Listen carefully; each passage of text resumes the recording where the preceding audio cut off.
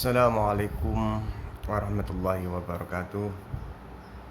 Alhamdulillahirabbil alamin wassalatu wassalamu ala asrafil anbiya'i wal mursalin wa ala alihi wa sahbihi ajma'in. Amma ba'du. Bismillahirrahmanirrahim. Rabbi shrah li sadri wa yassir li amri wa hlul 'uqdatam min lisani yafqahu qawli. Pertama-tama, marilah kita panjatkan puji syukur kehadirat Allah Subhanahu wa taala yang telah memberikan nikmat rahmat kepada kita semua, sehingga pada pagi hari ini kita masih diberikan kesehatan, keselamatan oleh Allah Subhanahu wa taala. Bukti bahwa Allah mencintai kita semua. Bukti bahwa kita masih diberikan rahmat sampai detik ini oleh Allah Subhanahu wa ta'ala. Bukti bahwa Allah Subhanahu wa ta'ala benar-benar cinta kasih sayang kepada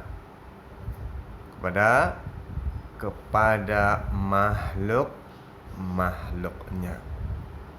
Dan kita harus yakin bahwa Allah akan senantiasa memberikan kasih sayangnya kepada kita semua. Amin, Allahumma amin.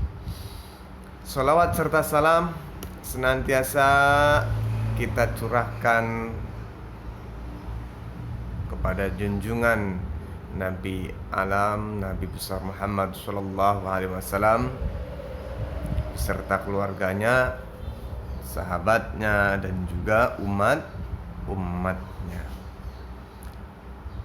Anak-anakku sekalian, sebelum belajar seperti biasa, mari kita bersama-sama membaca surah Al-Fatihah, dilanjutkan dengan pembacaan doa sebelum belajar. Silakan mengangkat kedua tangannya, kita berdoa dengan membaca surah Al-Fatihah. A'udzu billahi minasy syaithanir rajim. Bismillahirrahmanirrahim. Alhamdulillahi rabbil alamin. Ar-Rahmanir Rahim. Maliki yaumiddin. Iyyaka na'budu wa iyyaka nasta'in. Ihdinas siratal mustaqim.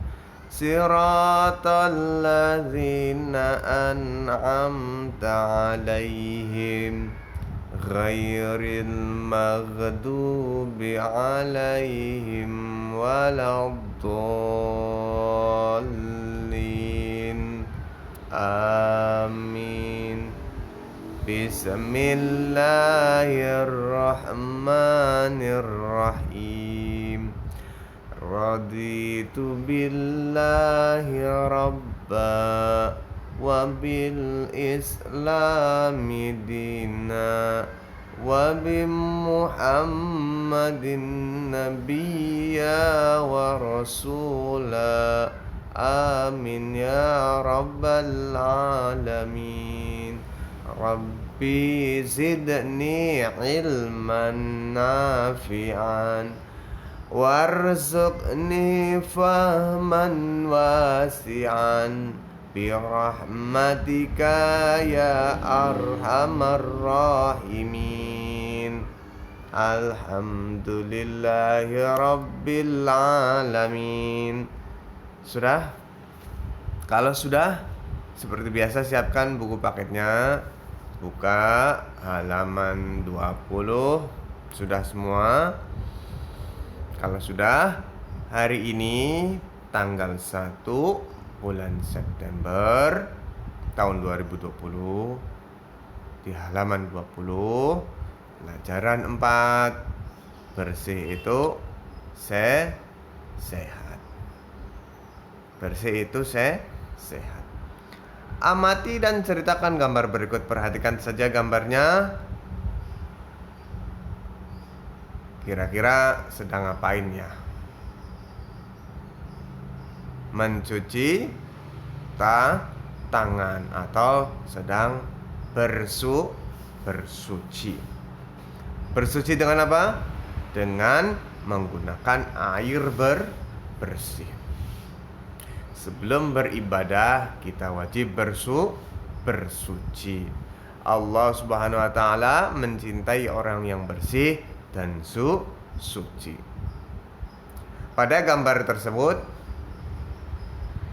menceritakan mau sholat kita harus bersuci.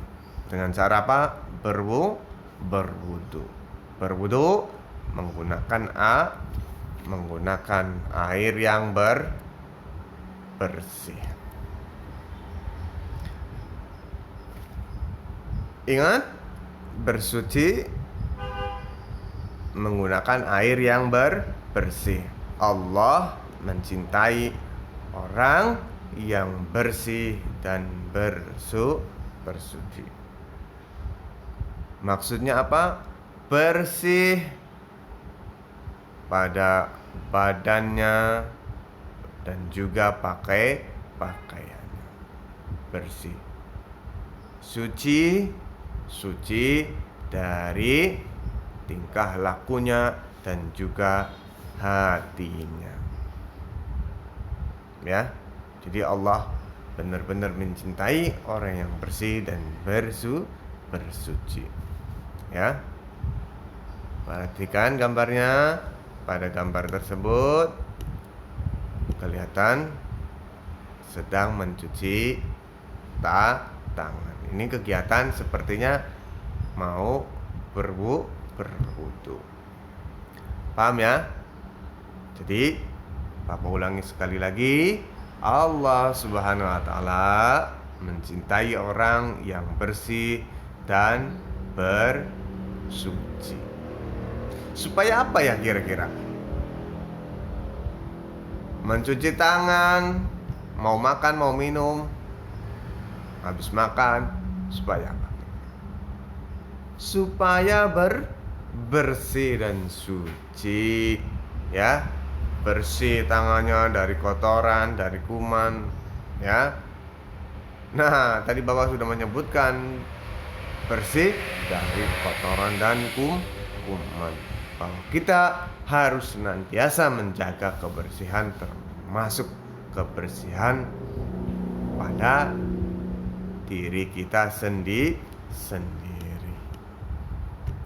Selanjutnya pada halaman 21 bersuci. Yang pertama kita membahas tentang pengertian bersuci. Bersuci artinya menghilangkan kotoran. Nah, menghilangkan kotoran. Tadi di depan sudah Bapak gambarkan. Mencuci tangan berarti untuk membersihkan kotoran dan kuman. Dari apa? Dari badan, pakaian, dan juga tempat sholat harus bersih. Badan bersucinya dengan mandi, berwudu, ya, itu untuk menghilangkan kotoran. Pakaian harus bersih, ya. Mau sholat pakaiannya kotor, kemudian mau pergi mengaji pakaiannya kotor. Udah jelas kalau pakaian kotor pasti bau tersebut bisa membawa penyakit. Selanjutnya tempat sholat. Tempat sholat harus bersih dari debu. Ya, kalau sudah sholat dilipat yang benar supaya bersih. Apalagi perlu diingat kotoran, ya, cicak itu yang kita sering nggak lihat. ya, padahal di sajadahnya ya karena terselip ada kotoran cicak. Ini yang perlu kita ketahui ya, karena jika sedikit ada kotoran cicak ya pada tempat sholat kita, maka sholat kita juga akan batal dan tidak sah. Selanjutnya bersuci dengan air. Bila tidak ada air, boleh dengan debu atau batu. Bersuci dengan menggunakan air. Biasanya mau mandi harus menggunakan air. Cuci tangan boleh menggunakan air, ya. Dan juga harus airnya air yang bersih. Jangan sampai menggunakan air yang sudah dipakai kemudian dipakai lagi, ya. Tentu akan mengundang penyakit. Kalau bisa air yang mengalir pakai keran, ya. Dari keran ngambil airnya supaya kotorannya langsung terbawa air.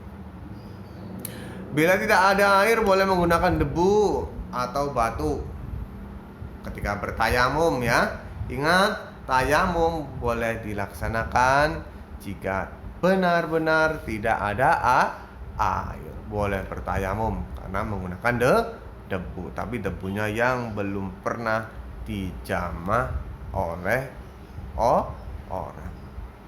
Batu, contoh, buang air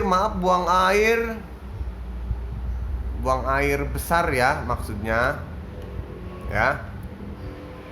Buang air besar, tiba-tiba tidak ada air, ya. Nggak mungkin ketika membersihkan bekas kotoran, ya, dengan menggunakan debu. Nggak mungkin. Mau menggunakan air tapi tidak ada air, maka boleh membersihkan, ya, kotoran pada tubuh kita dengan menggunakan batu, ya. Boleh menggunakan batu. Bagaimana caranya, Pak? Tempat lubang pembuangan kita bisa pembuangan air kecil ataupun air besar, ya, kita oles dengan batu bersih, ya, sampai kering. Paham ya maksudnya, ya? Yang Bapak sampaikan? Lubang pembuangan daripada air kecil maupun air besar kita lap supaya kering dan tidak ada lagi bekasnya, ya, seperti itu. Itu media untuk bersuci. Apa tadi? Pertama air, kedua debu, dan yang ketiga adalah batu. Pak, boleh tidak menggunakan daun? Sekarang kan sudah ada zamannya maju, Pak. Ada tisu. Ingat, kalau tisu itu terbuat dari kertas. Ketika bersuci menggunakan tisu, ya, tisunya akan basah. Tentu ini bukan alat untuk bersuci. Jadi alat bersuci tadi ada air, debu, dan batu. Ya, paham? Air bersuci untuk berwudu, mandi, mencuci pakaian dan sebagainya. Debu digunakan untuk bertayamum, dan batu digunakan jika tidak ada air, maka boleh menggunakan batu. Selanjutnya macam-macam bersuci. Mandi, mau sholat, mau berangkat sekolah harus mandi menggunakan air yang bersih. Badan kotor, berkeringat, habis main, lari sana lari sini, ya, tiap hari kerjanya main, berkeringat tentunya, maka harus mandi dan dibersihkan supaya badan kita bersih dan sehat. Nah, istinja, tadi di atas bersuci. Nah, bersuci dinamakan istinja. Istinja artinya membersihkan kotoran. Ya, ketika sehabis membuang hajat kecil maupun besar, maka kita harus cepat-cepat membersihkannya. Jadi tadi nama membersihkan yang tadi Bapak ceritain di atas, boleh menggunakan batu, ya. Itu namanya istinja di dalam ilmu fikihnya, ya, seperti itu. Paham ya? Amin ya rabbal alamin. Kalau anak-anak sekalian paham. Kenapa kita harus belajar seperti ini? Supaya kita yakin sikap kita mempunyai pikiran yang bersih, badan yang bersih, pakaian yang bersih, dan juga tempat yang bersih.